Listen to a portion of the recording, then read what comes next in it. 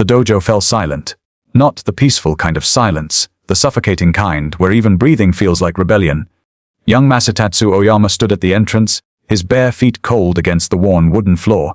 Sweat dripped from his forehead, not from training, but from the 27 minutes he'd been standing there. Waiting, watching, invisible. Inside, senior students moved through their katas with precision, each punch cutting the air, each stance rooted like ancient trees. The master walked between them, correcting a shoulder here, adjusting a hip there. His eyes swept across the room like a lighthouse beam and passed right over Oyama again. This wasn't the first time, it was the 43rd. Oyama had counted every instance, every deliberate overlook, every time a newer student was called forward while he remained frozen at the edge of the mat.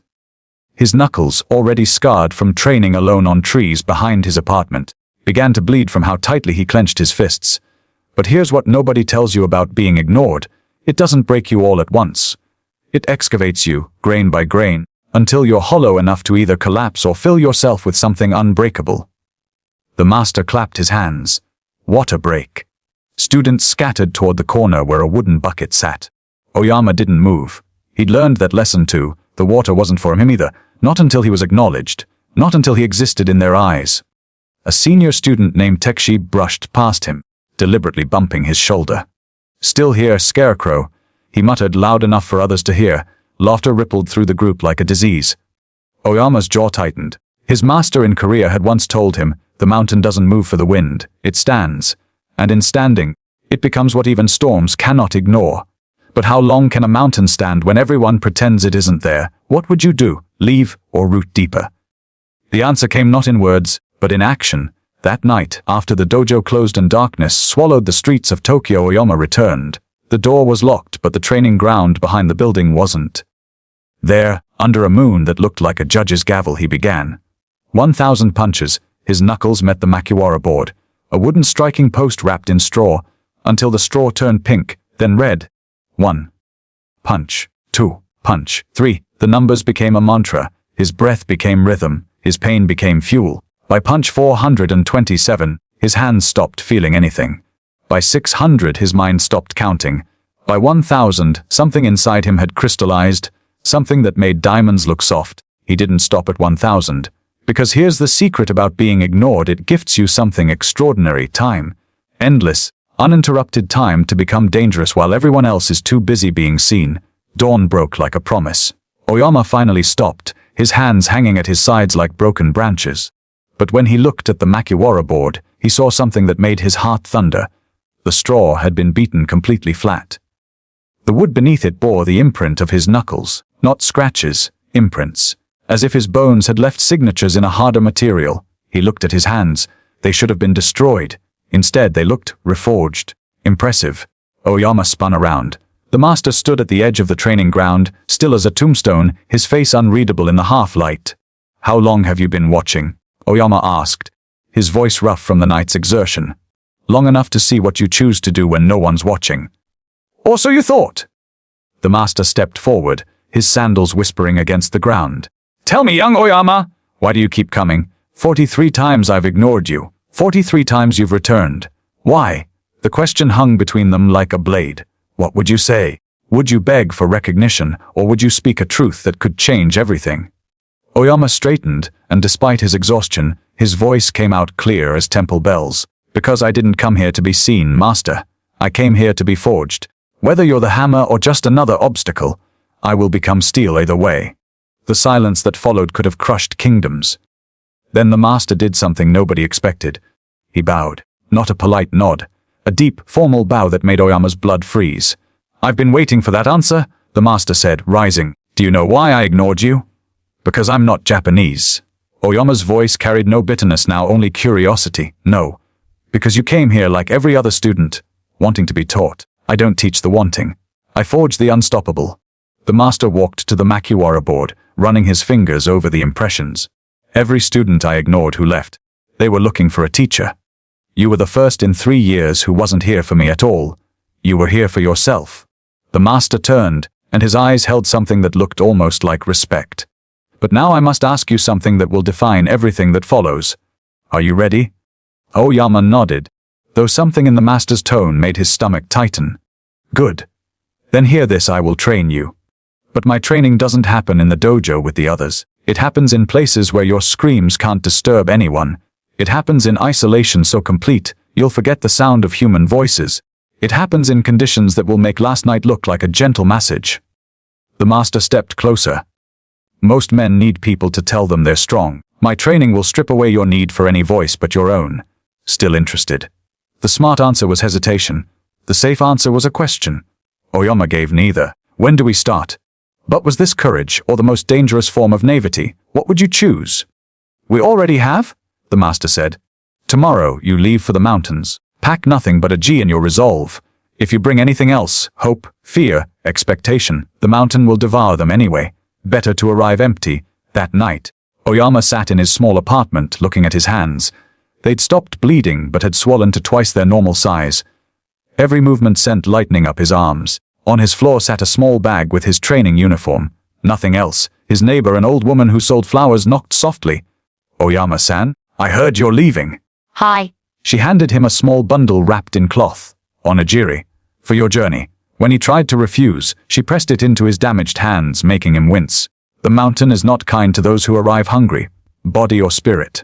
After she left, Oyama unwrapped the bundle. 3 rice bowls, each one made with care that made his chest tight. He ate them slowly, tasting not just food, but the first kindness he'd received in this city.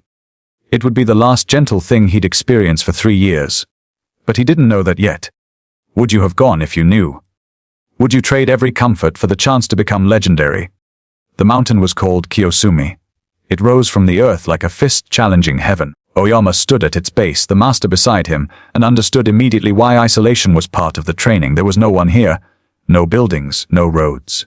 Just trees, stone, and silence so profound it had texture. Your training has 3 stages, the master said, his voice strange in the emptiness. Survival, transcendence, transformation. Most students never make it past survival. They come down after weeks, sometimes days, broken by loneliness. He pointed up the mountain.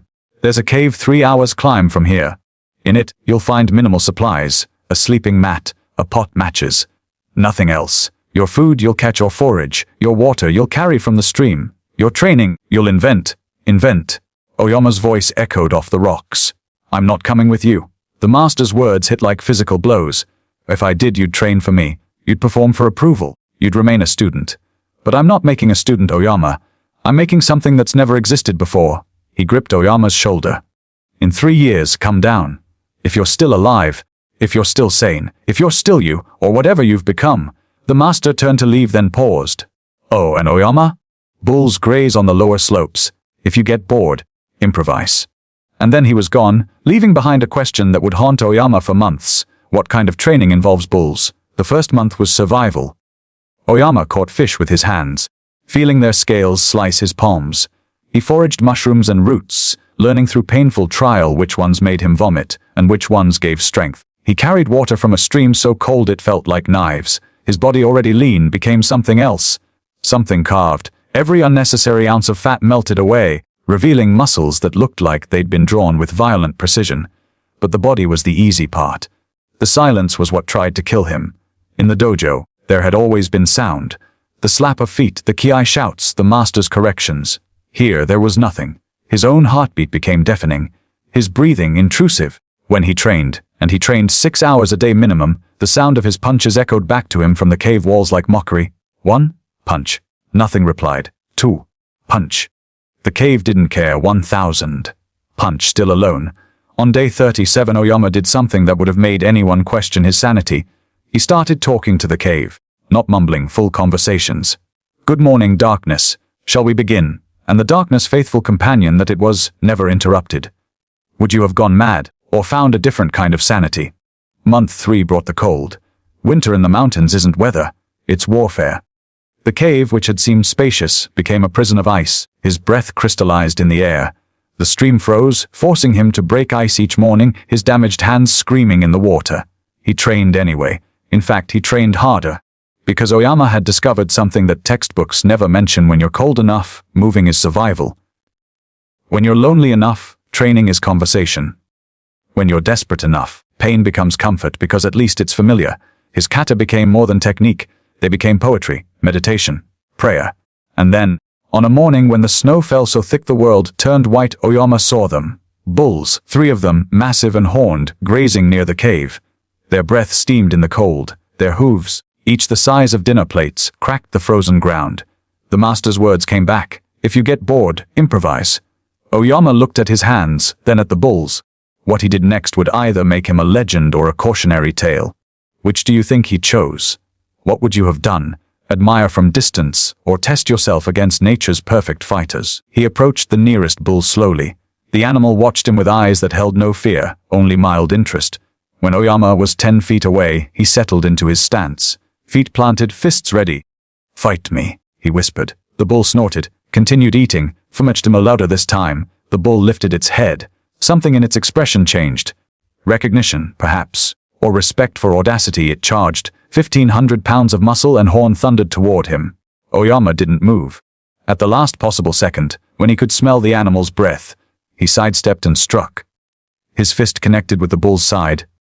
The impact traveled up his arm like an earthquake. The bull barely noticed, wheeled around, and charged again. For the next hour, boy and beast danced. Oyama dodged, struck, rolled, and struck again. The bull, increasingly frustrated, began to take him seriously.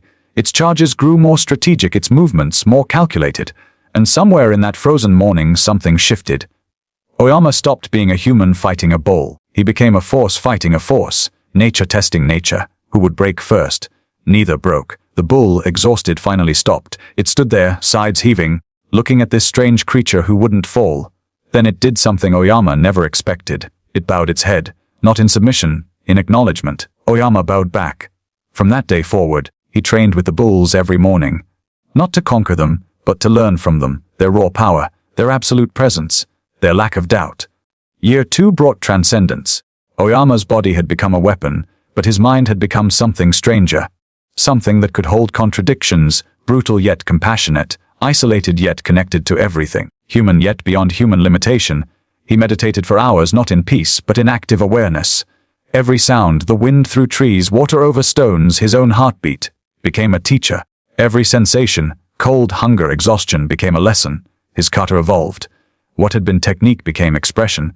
What had been movement became truth made visible. He could strike the Makiwara board 5,000 times without stopping, his hands neither bleeding nor going numb. He transcended pain entirely, not by blocking it, but by understanding it was just information. But transcendence brought a terrifying question. If you become something beyond what you were, are you still you? Or have you killed yourself to birth something new? Which is growth, and which is loss? Year 3 brought transformation. Oyama descended from the mountain on the exact day 3 years after he'd climbed it. But the man who came down bore little resemblance to the boy who descended. His hair had grown long. His gi was barely holding together, patched with bark and leather. His hands looked like they'd been carved from ironwood. But his eyes held something that made people step back. They held the silence of the mountain, the patience of stone, the power of a force that had discovered it needed no permission to exist. The master was waiting at the base, unchanged by time. He looked at Oyama for a long moment, then smiled. The first smile Oyama had ever seen on his face. "Welcome back," the master said. "Or should I say, welcome forward. Because you're not the same person who left." "No, master, I'm not." "Good. Then let's see what the mountain made." The master gestured toward the training ground. "Show me." What happened next would become legend. But here's what they don't tell you in the stories. Transformation isn't about being better than others. It's about becoming impossible to compare. What Oyama demonstrated that day wasn't superior technique. It was a different category of existence entirely. But would you want that? Would you trade being relatable for being unstoppable? Oyama moved through his kata. Each technique was textbook perfect, but something else animated them. An intention so focused it bent reality. When he punched, the air itself seemed to resist, then yield. When he struck the Makiwara board, the sound wasn't a thud, it was a thunderclap. Students who'd gathered to watch stood in silence. This wasn't training. This was witnessing. Then Oyama did something no one expected. He walked to the edge of the training ground where river stones sat in neat rows. He selected the largest one, roughly the size of a human head, and placed it on a wooden stand. "May I?" he asked the master. The master nodded, though his expression had grown serious. Oyama settled into his stance, breathed, and struck. His hand moved too fast to follow. The stone didn't crack or chip, it exploded into dust, leaving only powder and the echo of impact. "Takeshi," The senior student who'd mocked him 3 years ago stared at his own hands, then at Oyama, then at the master. That's impossible. No, the master said quietly. That's what's possible when someone stops waiting for others to offer them a turn and decides to forge their own path. Oyama never needed my permission. He only needed to discover he didn't need it. And that's when everyone understood the real training hadn't been in technique at all.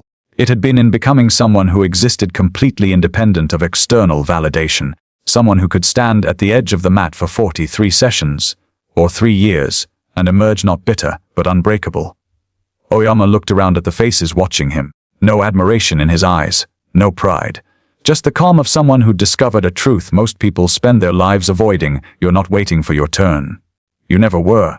You're waiting for the courage to take it. Master, Oyama said, I understand now why you made me wait. Oh, why? Because if you'd accepted me immediately, I'd have built my strength on your approval. I'd have remained a branch on your tree. But by making me wait, you forced me to grow my own roots. Now I'm not your student. I'm not anyone's student, he bowed deeply. I'm just Oyama, and that's all I ever needed to be. The master returned the bow. When he rose, his eyes held something like pride but deeper, respect. Then our time together is finished. Not because you've learned everything I know, but because you've become something I cannot teach. What will you do now? Oyama thought about the bulls, the cave, the 3 years of silence that had taught him more than any sensei ever could. I'll fight, he said simply. Not to prove anything to anyone. Not for recognition or titles. I'll fight because that's my truth made visible. I'll test myself against the strongest opponents I can find, not to defeat them, but to honor them by bringing my absolute best. And he did. Oyama would go on to fight bulls in public demonstrations, not for spectacle, but because they were worthy opponents. He'd fight hundreds of matches, rarely losing. He'd found his own martial arts style. But none of that was the real achievement. The real achievement was simpler and harder. He'd waited at the edge of the mat for 43 sessions, spent 3 years in isolation, and emerged without a single ounce of bitterness. How many of us can say the same, could you? Years later, a young student approached the now famous Oyama at his own dojo. Master Oyama, the student asked, they say you waited 43 times before your master acknowledged you. Weren't you angry? Didn't you want to quit? Oyama smiled. I did quit. I quit waiting. The moment I understood that my power wasn't in his hands but in mine, I stopped needing his acknowledgement. He could ignore me for 43 sessions or 400. It made no difference. I was training anyway. I was growing anyway. I was becoming anyway. But didn't you want recognition? Recognition? Oyama's smile deepened. Recognition is just another form of waiting. Waiting for others to see what you already know is true. I stopped waiting for anything. That's when everything became possible. The student bowed and turned to leave, then paused. Master, if you could go back, would you change anything? Would you wish he'd acknowledged you on the first day? Oyama looked at his hands. Still scarred, still powerful, still bearing the signatures of 10,000 hours of training no one witnessed. Not 1 second, he said. Because the man who would have been created by early acceptance isn't the man I needed to become. Sometimes, the greatest gift is being ignored. It forces you to discover whether you're training for them or for yourself. He met the student's eyes. So I ask you, why are you here? Are you waiting for my approval, or are you already becoming who you were always meant to be? The student stood there, the question hanging in the air like a blade. Around them, other students trained, each strike echoing through the dojo. But for that one moment, everything else fell away. Because that's the question Oyama left for all of us. Are you still waiting for your turn, or have you already begun? Tell me in the comments, what would you have done after being ignored the first 10 times? Would you have stayed and trained alone, or would you have found a different path? And more importantly, what are you waiting for permission to become right now?